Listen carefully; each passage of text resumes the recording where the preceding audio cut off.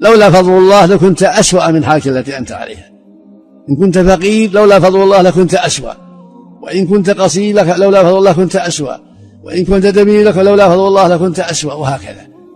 فكل إنسان يحمد الله على ما أعطاه من النعم العظيمة والخير الكثير، وليستقم على طاعة ربه، وليحافظ على أوامر الله، ولينتهي عن نواهي الله، وليسأل ربه الاستقامة على الحق والثبات على الحق، وليسأل ربه حسن الختام.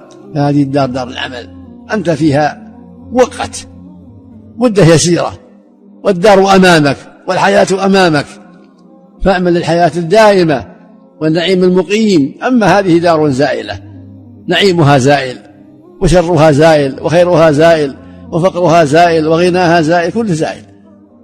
أمامك دار نعيمها دائم وعذابها دائم. اعمل للدار التي نعيمها دائم، واحذر الدار التي شرها وعذابها دائم.